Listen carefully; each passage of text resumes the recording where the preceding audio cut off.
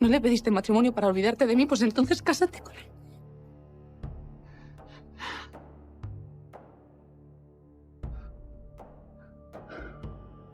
El capítulo 228 de Valle Salvaje se consagra como uno de los momentos más catárticos y reveladores de toda la saga. Tras una acumulación de silencios, traiciones y venganzas contenidas, la verdad finalmente encontró su lugar en el centro de la escena y lo hizo con la contundencia de una sentencia irrevocable. Atanasio, el hombre invisible por años, se convirtió en el eje de la justicia al demostrar que el duque nunca fue el dueño legítimo de Valle Salvaje. Su valentía abrió la puerta para que Mercedes, símbolo de la resistencia digna, cerrara el ciclo de opresión que comenzó con la muerte de su hermana Pilara. Adriana, Bárbara y Pedrito, con su huida, simbolizan la esperanza de un nuevo comienzo. Lejos de la corrupción y las cadenas del pasado, Rafael, atrapado entre la lealtad y la verdad, queda en el umbral de una transformación que aún está por definirse. Victoria, derrotada, y José Luis, expuesto, son el reflejo de un poder que creyó ser eterno, pero que no resistió la claridad de la verdad. Lo que hasta ahora fue un valle de secretos se convierte en tierra fértil para la reconstrucción, ya no desde el dominio, sino desde la memoria, la justicia y el perdón. La luz de la madrugada caía suavemente sobre los vitrales de la capilla cuando Bernardo llegó, solo, con paso firme. Había recibido una nota urgente de José Luis pidiéndole hablar a solas antes de que comenzaran los últimos arreglos para la boda. Lo encontró en la sacristía, ya vestido con su traje ceremonial, pero con el ceño fruncido. «Gracias por venir». «Bernardo», empezó José Luis. «Necesitaba asegurarme de que estamos en la misma página». «Lo estamos, según lo que pactamos», respondió Bernardo con cautela. «Entonces dime que no va a haber sorpresas. No quiero caras largas, ni cambios de última hora. Tú y Mercedes me disteis vuestra palabra de ser los testigos. ¿La mantenéis?» Bernardo dudó un instante, luego asintió. «¿La mantenemos?» De momento, José Luis lo miró fijamente, intentando descifrar lo que escondía ese de momento. «No estoy para juegos, Bernardo. Esta boda es más que un evento, es una afirmación de poder y necesito que estés conmigo. No quiero enterarme de algo por terceros». Bernardo respiró hondo. «No lo harás, pero debes saber que Mercedes no olvida». José Luis lo despidió sin más palabras, pero con la incomodidad dibujada en cada línea de su rostro, sabía que algo se cocinaba, aunque aún no podía probarlo.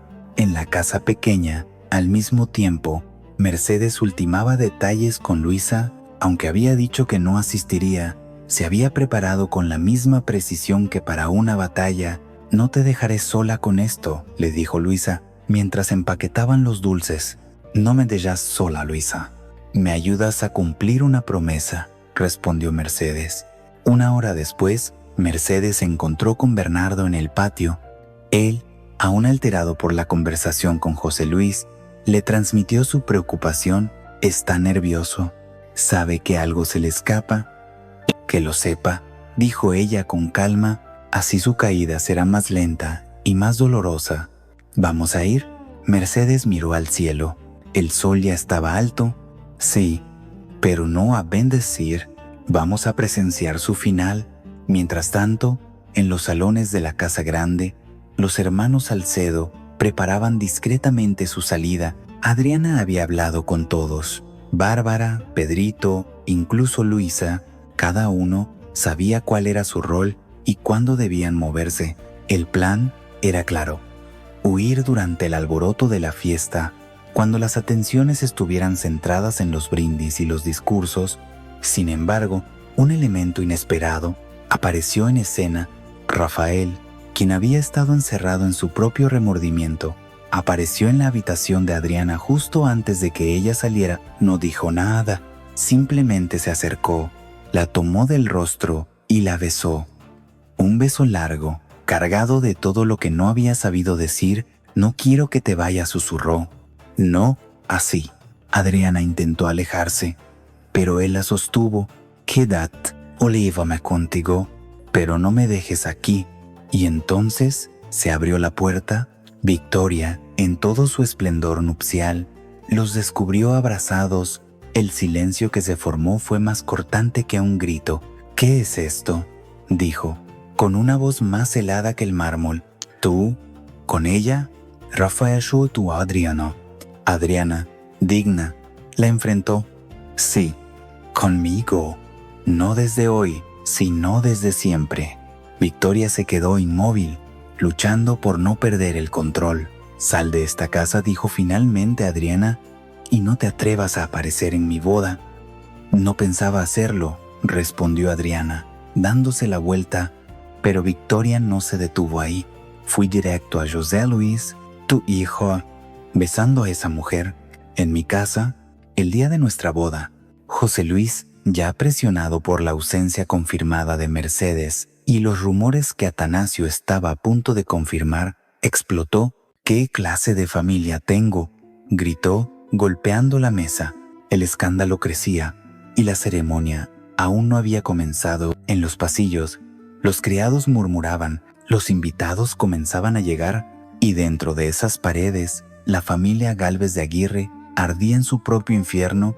Mercedes, al llegar con Bernardo, lo notó todo al instante: las miradas nerviosas, la tensión, los gestos contenidos. «¿Ya está sucediendo?», murmuró, y con una leve sonrisa se preparó para el acto final. Adriana cerró la puerta de la habitación con firmeza, sus pasos marcados por una determinación que no había sentido en mucho tiempo. Acababa de sacar sus pertenencias de la estancia de Julio.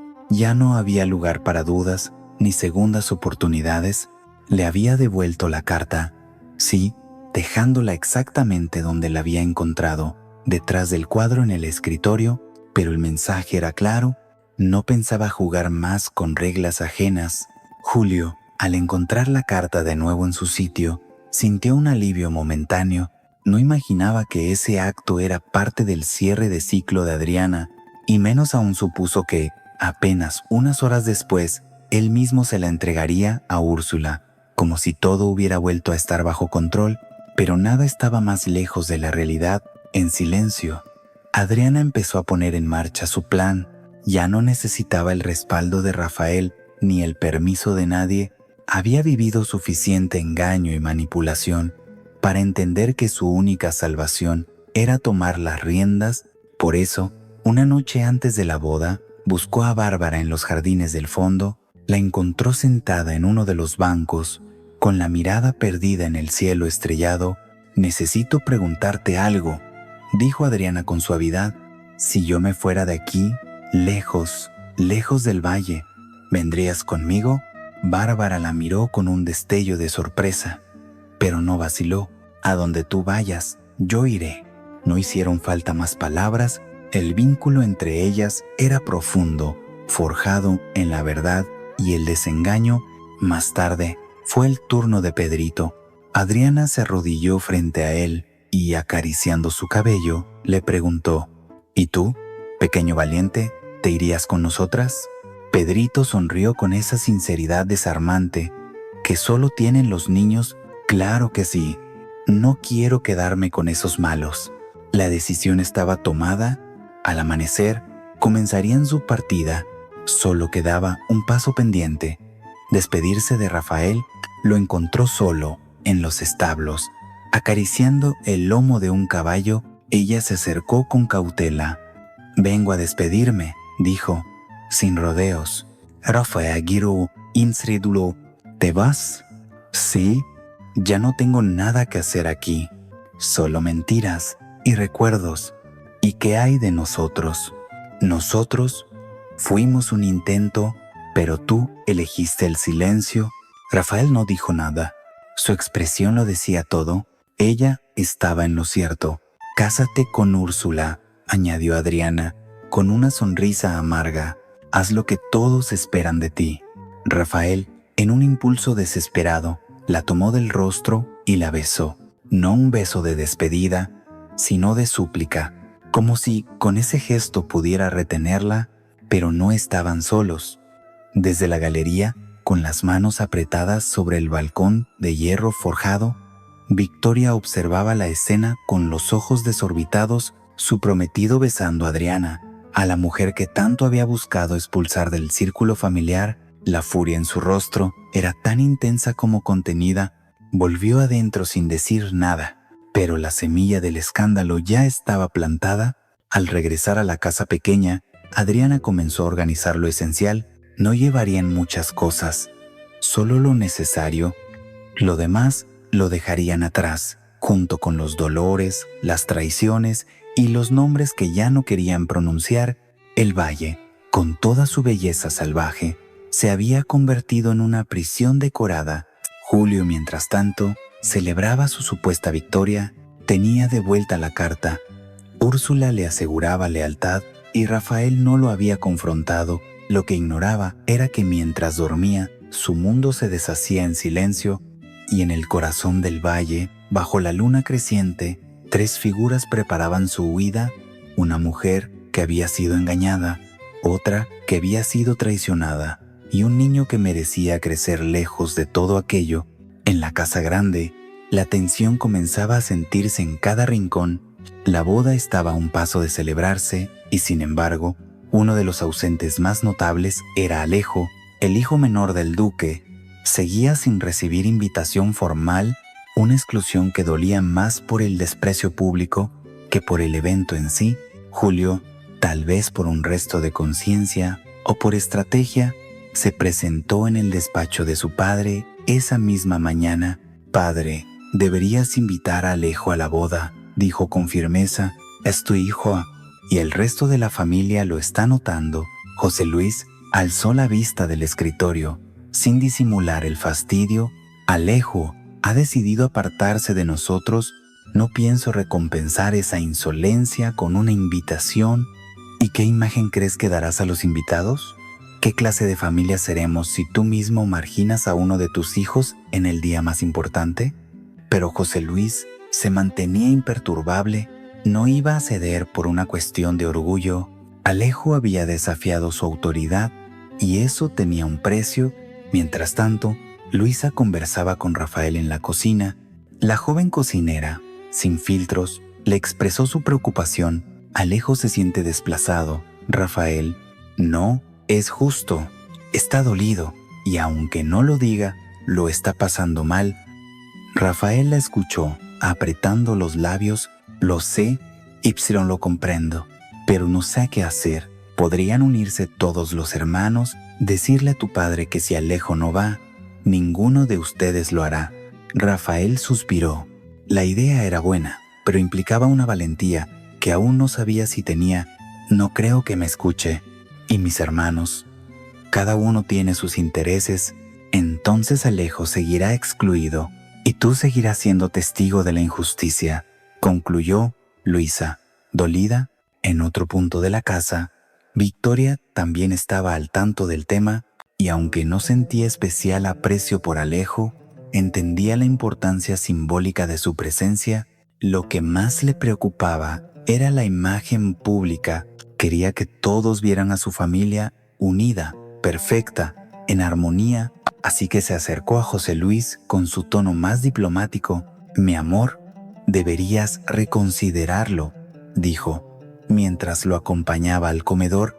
«Alejo debería estar en la boda, al menos por las apariencias. ¿También tú vas a presionarme con eso?» «No te estoy presionando, te estoy advirtiendo.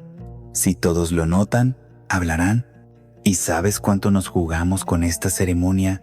José Luis no respondió enseguida.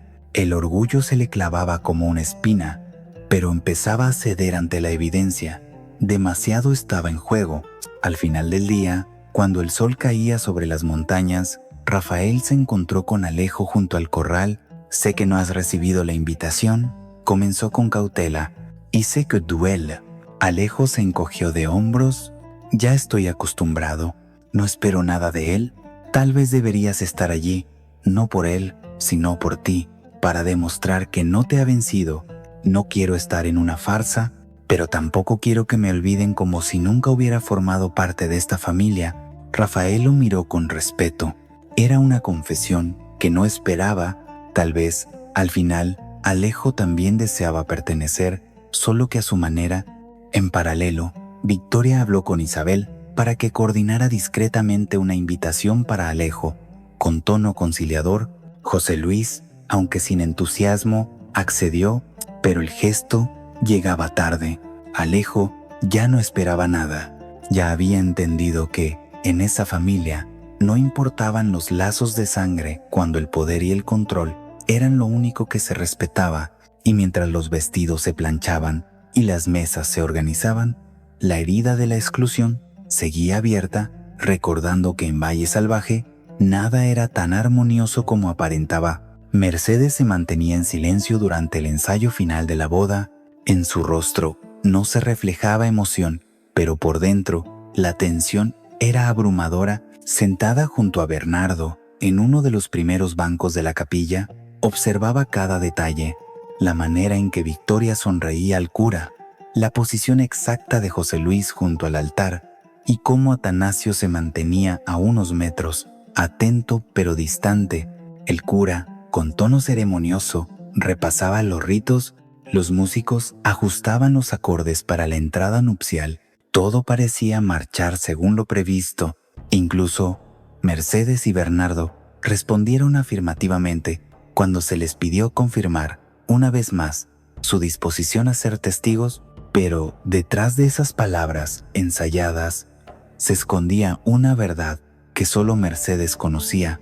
Esa misma tarde, al regresar a la casa pequeña, Mercedes se dirigió sola al cementerio. Nadie la acompañó. Se detuvo frente a la tumba de su hermana Pilara, cubierta de flores silvestres. Lo he hecho, hermana. He dicho que bendeciré su matrimonio, murmuró, de pie ante la lápida. Pero tú sabes que no es así. No he traicionado tu memoria. Solo estoy esperando el momento justo. Se arrodilló con dificultad, acariciando el mármol frío. No permitiré que esa mujer celebre su triunfo sobre tus cenizas, no mientras yo viva. Su juramento quedó suspendido en el viento. Esa noche, Mercedes se reunió con Bernardo en la galería. Ambos compartían una copa de vino, pero ninguno de los dos parecía interesado en celebrar nada. ¿Estás segura?, preguntó él, con voz grave. Si no vamos, desatarás un escándalo. Ibson, sabes que José Luis no olvida ni perdona. ¿Y si vamos y nos usan como símbolo de reconciliación?, replicó Mercedes. ¿Y si mañana aparecen las fotos de nosotros sonriendo junto a Victoria y él? ¿Qué dirá el valle? ¿Que los perdonamos? ¿Que olvidamos? Bernardo no respondió. El silencio le dio la razón. No iremos, concluyó Mercedes. Ibson, tampoco seremos testigos. No esta vez. No para bendecir una unión fundada en la muerte. Por la mañana, mientras los primeros rayos del sol tocaban las fachadas del pueblo, un mensaje fue entregado en la casa grande. Era una nota escrita a mano, con letra elegante y firme. Estimados José Luis y Victoria, lamentamos comunicar que, por razones personales, no podremos acompañarlos en la ceremonia ni desempeñar el rol de testigos. Con respeto, Mercedes y Bernardo. La noticia cayó como una bomba. Victoria rompió en llanto, aunque no por dolor, sino por rabia. José Luis arrojó la nota al suelo, aplastándola bajo su bota. ¿Sabía que no eran de fiar?, gritó. Esto es una declaración de guerra. ¿Y qué esperabas?, le respondió Victoria, furiosa. Les pediste que olvidaran que tú eras el viudo de Pilara y yo su asesina por omisión. No se puede borrar el pasado con flores y sonrisas. En el mismo momento, Matilde cruzaba los pasillos con cara de preocupación. Atanasio le había dicho que esa mañana revelaría algo grave. Ella lo buscaba por toda la casa, sin éxito. En paralelo, Irene y Amanda sostenían una conversación tensa en uno de los corredores. Amanda, cada vez más inquieta por el comportamiento distante de Bárbara, se acercó a Irene con una pregunta directa. ¿Sabe qué le pasa a mi hija? Irene fingió sorpresa. No, quizás esté nerviosa por la boda. No es nervios, es otra cosa. No acepta pasear conmigo ni con Leonardo. Algo ha cambiado. La mirada de Amanda era incisiva. Irene desvió los ojos. Ya no tenía caso fingir. El retrato de Leonardo, aún húmedo sobre el lienzo, la delataba. Fui yo, dijo de pronto. Fui yo quien le dejó la carta. Amanda enmudeció. Tenía que saberlo. No podía seguir viviendo en una mentira. Amanda no respondió. Se alejó con el corazón apretado. La boda no solo arrastraba alianzas políticas, sino emociones desbordadas que comenzaban a empujar a todos hacia una gran fractura, y mientras los salones se preparaban para una boda en la que los protagonistas eran la hipocresía y la apariencia, Mercedes contemplaba desde su ventana la fachada de la capilla. Que empiece el teatro, susurró. Leonardo caminaba por los pasillos de la casa grande como un fantasma. Cada vez que intentaba acercarse a Bárbara, ella lo evitaba con frialdad educada. No era una confrontación directa, pero era aún peor. El silencio gélido, la distancia inexplicable, la falta de explicaciones, y lo que más le perturbaba era no saber por qué, desde que todo se torció, había intentado reconstruir cada escena, cada palabra, cada mirada, pero nada encajaba. Esa mañana la vio salir del invernadero con un ramo de flores silvestres. La siguió discretamente hasta los jardines traseros. Cuando la alcanzó, ella estaba sentada en una banca acariciando una flor. Bárbara, dijo él, apenas audible. Ella no giró la cabeza. ¿Pasa algo?, insistió él, dando un paso más cerca. No, ya todo pasó, respondió ella, sin mirarlo. Leonardo sintió un nudo en la garganta. No entiendo qué hice mal. Si me lo dices, podré. No se trata de lo que hiciste, se trata de lo que no dijiste, interrumpió ella, clavando finalmente sus ojos en los de él. ¿Cuántas veces me preguntaste si pasaba algo? Y ahora sé que tú eras el que callaba. Leonardo quedó inmóvil. Comprendió de inmediato. Había leído la carta. Yo no te la dejé. No fui yo. No importa quién lo hizo. Importa que tú sí lo sabías. Se levantó con elegancia, dispuesta a marcharse. Y lo peor no es lo que pasó con Irene. Lo peor es que, sabiendo lo que yo sentía, decidiste guardar silencio. Leonardo quiso detenerla, pero no tuvo fuerza. La vio alejarse con paso firme, como si con cada paso se liberara de él para siempre. En otro rincón de la casa, Irene daba los últimos retoques al retrato de Leonardo. Amanda, que había entrado sin ser anunciada, lo contemplaba con atención. Es hermoso, dijo ella. No tanto como él, confesó Irene. Sin ocultarlo más, Amanda la miró en silencio durante unos segundos. ¿Sabes lo que has hecho? Sí, y lo volvería a hacer. Bárbara merecía saberlo. Amanda suspiró, dolida pero lúcida. No iba a juzgarla. No podía hacerlo cuando su propio hijo era responsable de parte del daño.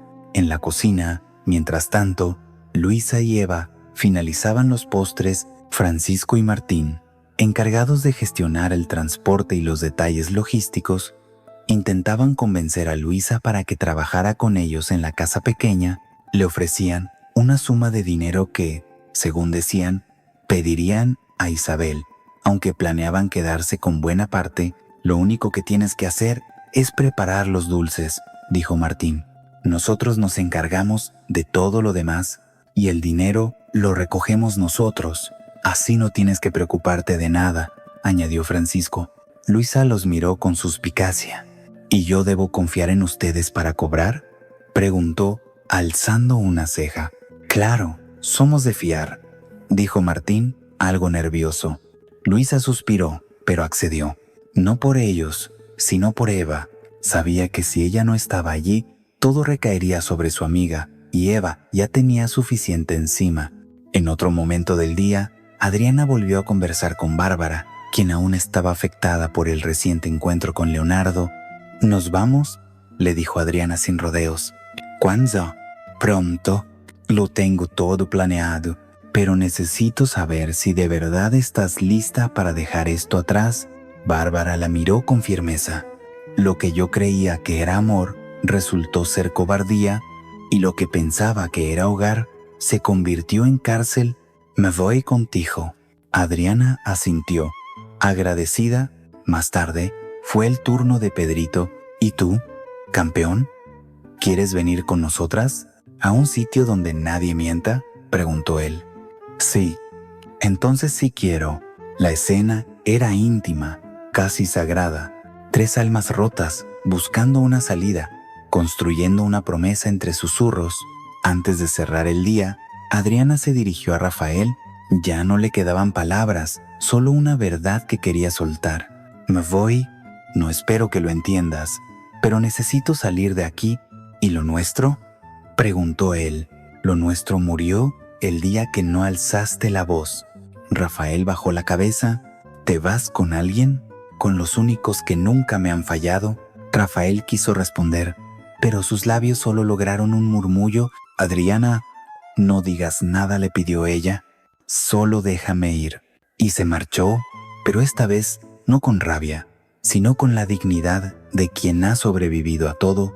El bullicio dentro de la capilla crecía a cada minuto. Los invitados llegaban, tomaban asiento con sus mejores galas y gesticulaban entre murmullos nerviosos. Sabían que no asistían a una boda cualquiera, sino a un evento que definía el destino del valle. Lo que nadie imaginaba era que, detrás de los vitrales coloridos y de los tapices impecables, se tejía una rebelión sutil, liderada por quienes más habían callado durante años. Mercedes y Bernardo llegaron con puntualidad estratégica. Su entrada fue sobria pero imponente. No intercambiaron más palabras de las necesarias con Victoria o José Luis. Bastó su presencia y su silencio. El cura, ya algo inquieto por las ausencias y la tensión en el ambiente, saludó con cortesía a la pareja de testigos. Victoria, por su parte, fingía compostura, aunque por dentro ardía en rabia.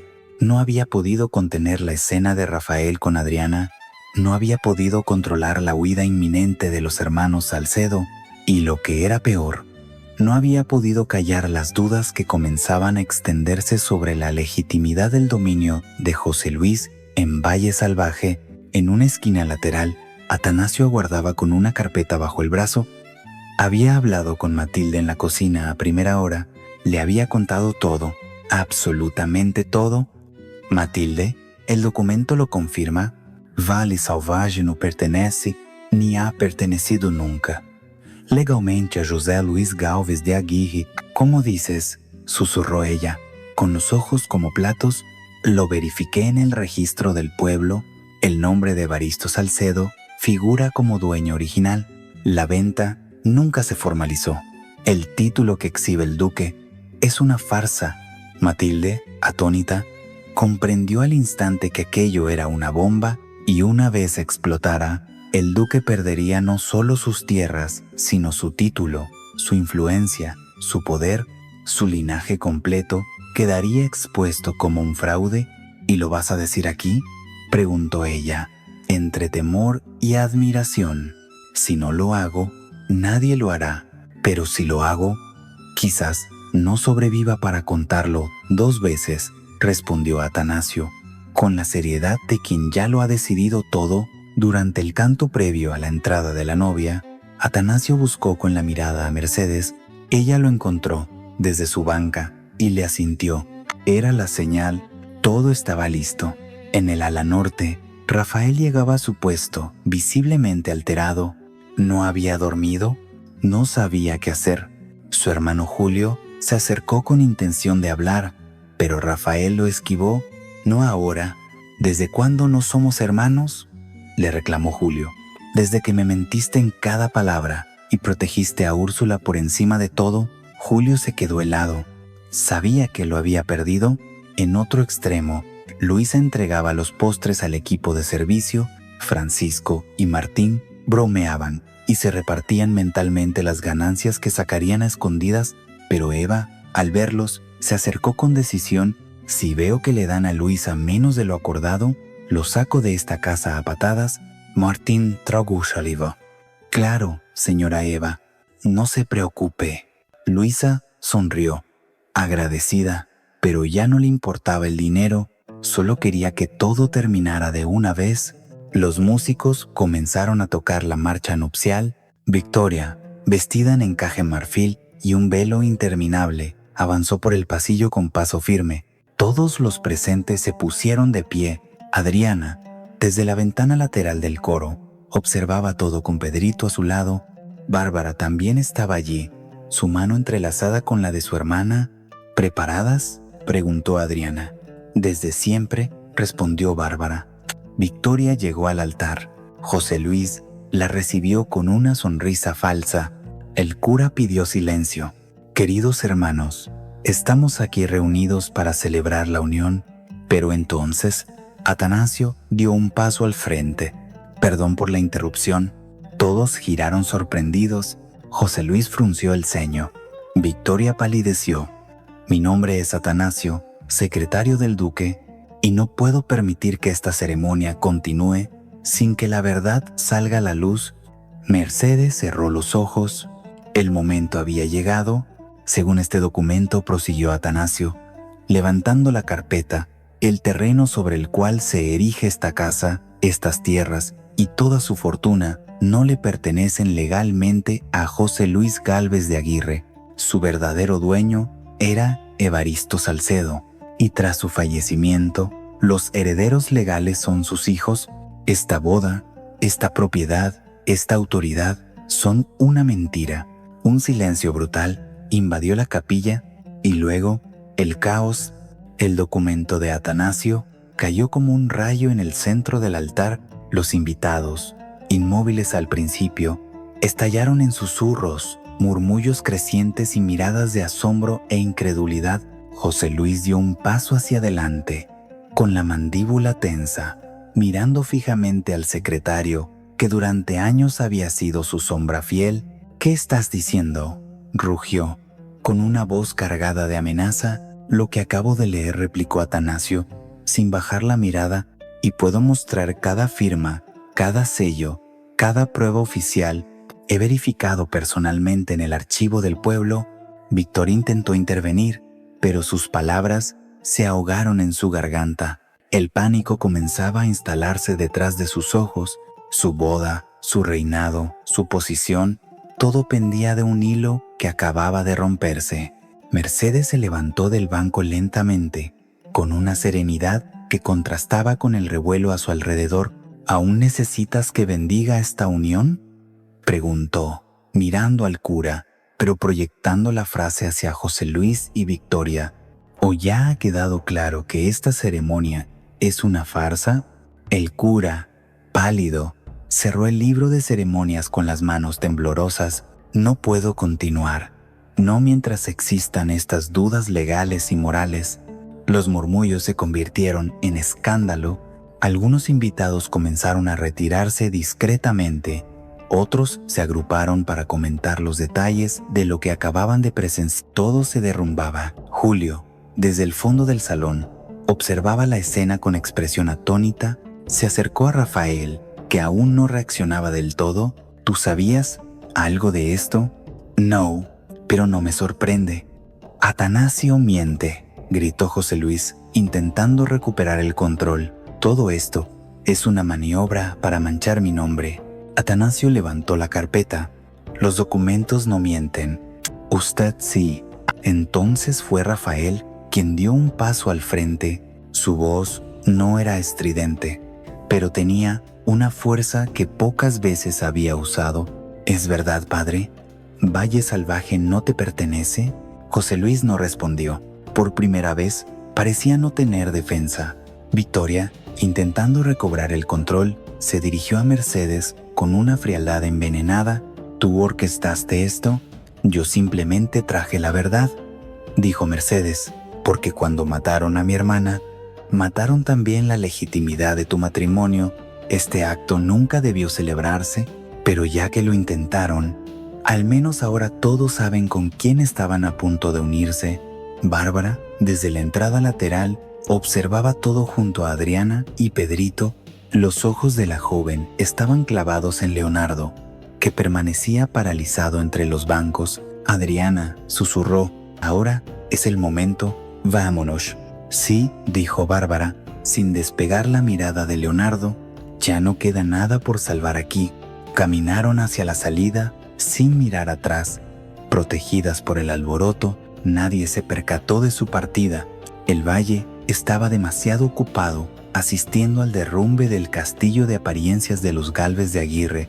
Matilde se acercó a Atanasio y le tomó del brazo. «Has sido muy valiente». «He sido justo», respondió él, sabiendo que su vida no volvería a ser igual. Victoria, al borde del colapso, intentó mantener la compostura. «Esto no ha terminado». «No, claro que no», dijo Mercedes. «Aún quedan las consecuencias». En ese instante, Luisa entró discretamente a la sacristía, donde se almacenaban los postres, y miró los pasteles decorados con tanto esmero. Respiró hondo. «Nada de esto vale», ya murmuró. Fuera de la capilla, el carruaje de las hermanas Salcedo y Pedrito esperaba oculto entre los árboles. Adriana ayudó a subir a Bárbara, luego a Pedrito. Antes de subir, se volvió por un instante. El valle, que una vez fue su hogar, ahora era solo una sombra que dejaban atrás, un lugar que había consumido demasiadas vidas, demasiados secretos. «Nunca más», dijo, y cerró la puerta. El silencio que siguió a la salida de Adriana, Bárbara y Pedrito fue tan profundo como revelador. Dentro de la capilla, los ecos del escándalo aún resonaban. José Luis permanecía en pie frente al altar, derrotado, con la mirada clavada en el suelo. Victoria, por su parte, había perdido todo rastro de compostura. Su rostro, antes impecable, ahora reflejaba rabia, humillación y miedo. Mercedes, de pie junto a Bernardo, observaba la escena con una mezcla de dolor y satisfacción. No había sido una venganza impulsiva, sino una justicia largamente esperada. Sabía que el precio de haber callado durante tanto tiempo era alto, pero también entendía que el silencio tiene un límite, y ese límite se había cruzado. «Jacobo», murmuró Bernardo. «No del todo», respondió Mercedes. «Aún falta que el valle despierte». Los invitados, desconcertados, comenzaron a retirarse de la capilla. Algunos lanzaban miradas acusadoras a José Luis y Victoria, otros simplemente bajaban la cabeza, sin saber cómo actuar frente a la caída de quienes creyeron intocables. Rafael se acercó a Atanasio, aún con la expresión ensombrecida. «¿Tienes más documentos?» «Sí, pero con este es suficiente para iniciar un proceso legal. El resto está en manos de los jueces y de la conciencia del pueblo». Julio se mantuvo al margen, incapaz de intervenir. Había perdido a su hermano, a Úrsula, y ahora veía cómo el imperio de su familia se desmoronaba sin remedio. Sabía que gran parte de esa caída era culpa suya, y aún así no podía mover un dedo para evitarlo. Úrsula, en cambio, había desaparecido durante el caos. Nadie la vio salir, pero su ausencia era notoria. Había sido hábil para escapar cuando todo ardía, tal como lo había hecho en el pasado. Victoria la buscó entre la multitud, pero al no encontrarla, comprendió que estaba sola, realmente sola. Matilde, con su caminar firme, se acercó a Mercedes. «No te imaginas cuánto has hecho hoy». «No lo hice sola», dijo Mercedes, mirando a Atanasio. «Sin él, esto seguiría siendo una mentira, y sin ti seguiría habiendo silencio». Las mujeres se abrazaron brevemente. Fue un gesto sincero, entre dos generaciones de dolor compartido, dos miradas que entendieron el valor de la dignidad. Fuera de la capilla, mientras el sol comenzaba a bajar sobre las montañas del valle, el carruaje de Adriana avanzaba por el camino de piedra. Pedrito dormía con la cabeza apoyada en el regazo de Bárbara. Adriana miraba por la ventana. Sin decir palabra, sentía una mezcla de libertad y nostalgia. «¿Crees que hicimos bien?», preguntó Bárbara. «No hay un bien claro en esto, solo hay lo necesario», respondió Adriana. «Y lo valiente». «Eso también». En el horizonte, el valle quedaba atrás, no como un recuerdo agradable, sino como una herida que empezaba a cicatrizar. De regreso en la casa grande, Victoria caminaba sola por el salón vacío. El banquete no se serviría. Las flores perderían su color. al caer la noche, la música cayó. José Luis se encerró en su despacho y no volvió a salir. Horas después, Mercedes y Bernardo regresaban a la casa pequeña. En la entrada, Luisa los esperaba con los brazos cruzados y una mirada cómplice. ¿Y bien?, preguntó. Todo cayó, dijo Mercedes. ¿Como debía ser? Entonces, ¿comienza algo nuevo? No todavía, pero al menos termina lo viejo, respondió Mercedes, y eso ya es un comienzo. Esa noche, el valle durmió inquieto, no por el escándalo, sino por la verdad, por los secretos al fin revelados, por las máscaras arrancadas sin piedad, por los rostros que ya no podían ocultarse más, y mientras las estrellas se asomaban sobre los cerros, Valle Salvaje ya no era el mismo, porque cuando la verdad se impone, no hay vuelta atrás, solo un futuro por construir.